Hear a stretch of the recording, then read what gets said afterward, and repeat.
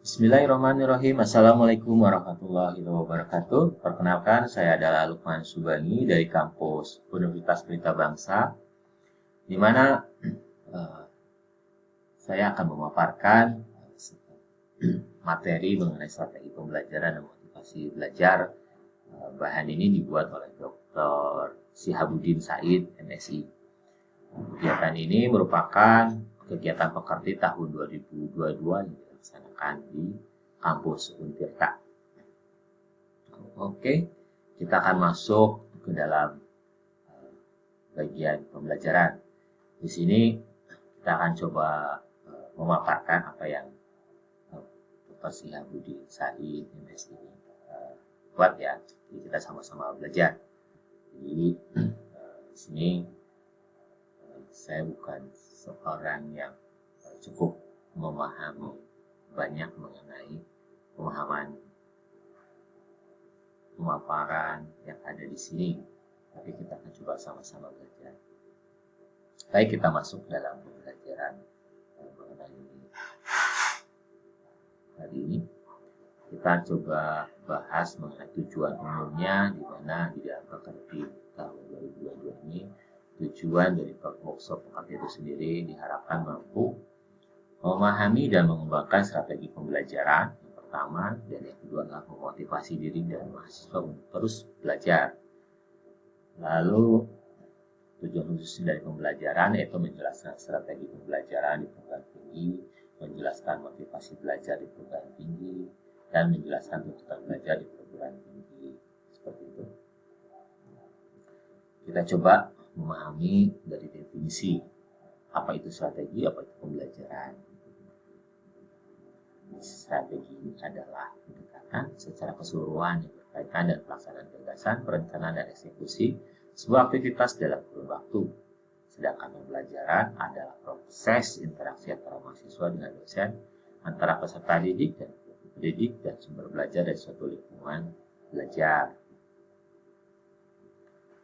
Dosen gitu ya, adalah peserta pendidik profesional dengan ilmu dengan tugas utama mentransformasikan, mengembangkan, dan menyebarluaskan ilmu pengetahuan dan teknologi mulai pendidikan, penelitian, dan pengembangan kepada masyarakat, sehingga diperlukan dosen yang punya kualifikasinya cukup baik, sehingga kegiatan apa yang harus dilakukan di dalam kelas sebagai dosen itu akan terlaksana dengan baik. Nah, di sini peserta dari perkuliahan itu mahasiswa, di mana penjelasan dari Undang-Undang Nomor 12 Tahun 2012 ya, pasal 1 ayat 15 mengatakan bahwa mahasiswa adalah peserta didik pada jenjang pendidikan tinggi. Standar seleksi mahasiswa dalam memasuki sebuah kampus pun istilahnya adalah beberapa penyaringan, sehingga minimalnya dalam proses pembelajaran kualifikasi dari mahasiswa itu sendiri terjaga, sehingga standar apa yang akan proses dalam proses pembelajaran itu dapat tercapai seperti itu. Jadi pihak dosen mampu dengan berinteraksi mentransformasikan ilmunya kepada mahasiswa ini dapat berjalan dengan baik. Dalam istilahnya dalam ini ya, dalam sekitar tahun gitu ya, ada istilah beberapa bagian gitu ya, mengenai dahun, cerdas, hirsut, rajin, istiqomah, baru, sabar, terus blok, biaya, iksadun, istan, blok petunjuk, beberapa dosen, lalu zaman panjang waktunya. Ini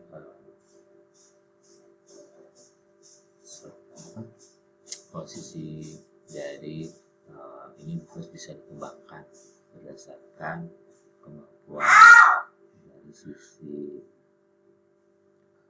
dosen ya, kemampuan dari dosen.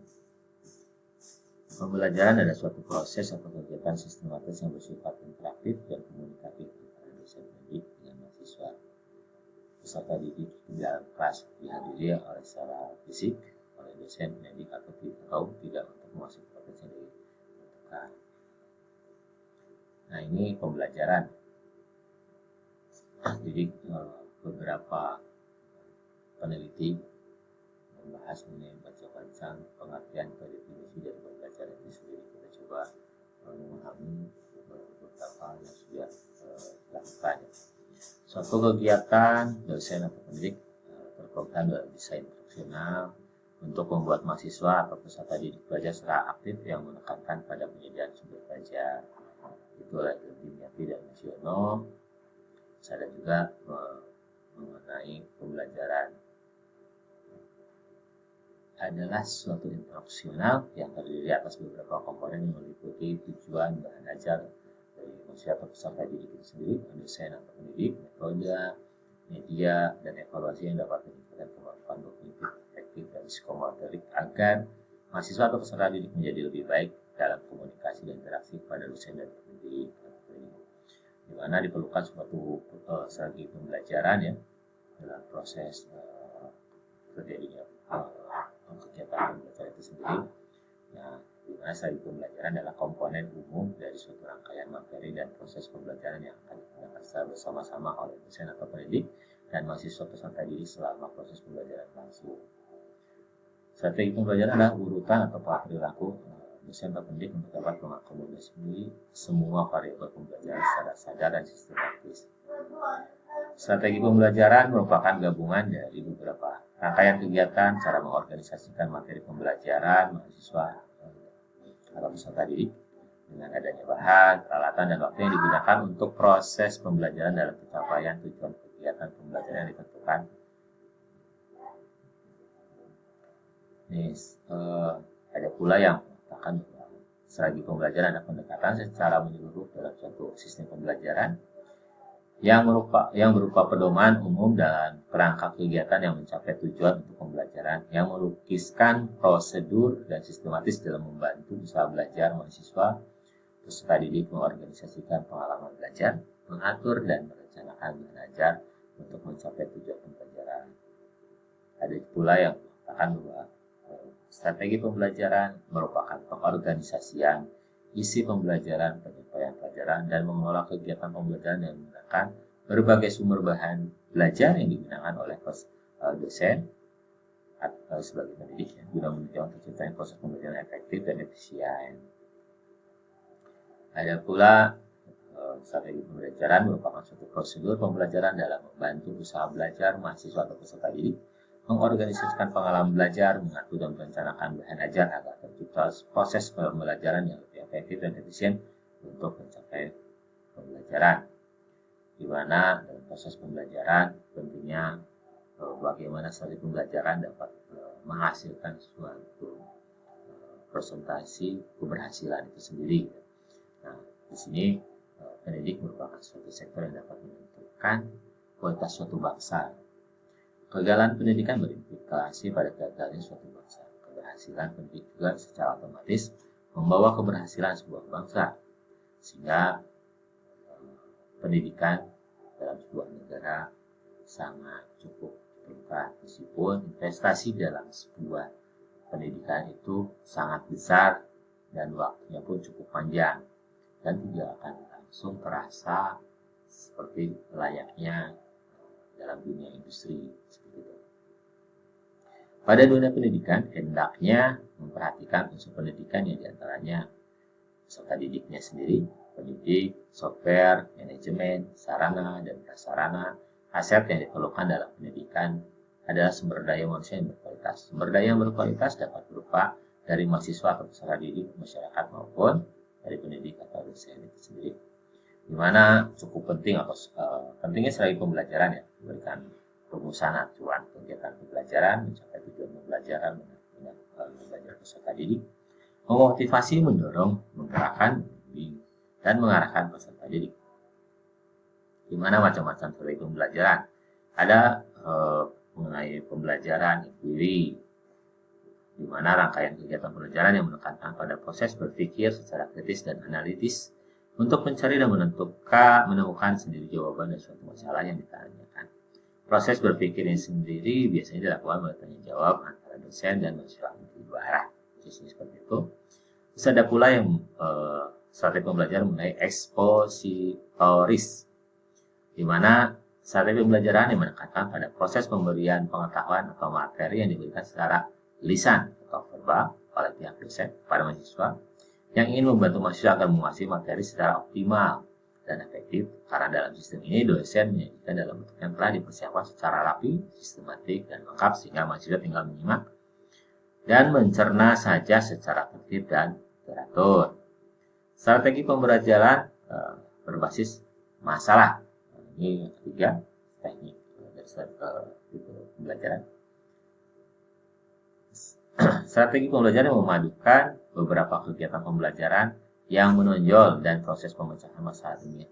SPBM didasarkan pada psikologi kognitif yang dapat dibebaskan dari asumsi bahwa belajar adalah proses mengubah perilaku melalui pengalaman. Dari mulai pengalaman ini akan lebih banyak peserta didiknya memahami berdasarkan ini ya psikologi kognitif gitu. Jadi dari pengalaman-pengalaman yang sudah dilakukan proses pembelajaran seperti itu. Ada lagi pembelajaran kooperatif, di mana metode pembelajaran di sini termasuk dalam rangkaian kegiatan pembelajaran yang dilakukan oleh mahasiswa dalam kelompok tertentu untuk mencapai rumusan tujuan pembelajaran. Seperti itu ya. Nah, sisi penilaian dilakukan terhadap kelompok yang memperoleh penghargaan, reward, mendapatkan reward setelah kelompok tersebut menunjukkan prestasi yang dipersyaratkan. Ada juga yang strategi pembelajaran meningkatkan keterampilan berpikir SPPKB. Ini diterapkan untuk mengutamakan kemampuan berpikir manusia. Materi yang disajikan berupa bimbingan mahasiswa yang mulai proses menemukan konsep sendiri yang harus dikuasai oleh mahasiswa dengan cara terus-menerus mulai proses dialog dan menekan pengalaman mahasiswa. Agar strategi pembelajaran diterapkan oleh para dosen dapat berjalan maksimal, penting pihak lembaga pendidikan meningkatkan sarana dan prasarana yang ada di lingkungan sekolah, sehingga mengembangkan perpustakaan, renovasi kelas, hingga memberikan pelatihan kepada dosen atau sebagai pendidik. Karakter proses pembelajaran harus ada interaktif, inspiratif, menyenangkan, menantang, memotivasi peserta didik untuk aktif, memberikan ruang yang cukup baik bagi prakasa, kreatif, dan kemandirian sesuai dengan bakat, minat, dan pengembangan serta psikologi peserta didik. Mungkin tidak semua saya bahas dalam pemaparan bahan yang dibuat oleh Dr. Syahwudin Said di sini. Mungkin kita cukup akhiri sampai di sini sementara. Saya akhiri. Terima kasih atas perhatiannya dan waktunya. Saya ucapkan terima kasih. Wassalamualaikum warahmatullahi wabarakatuh.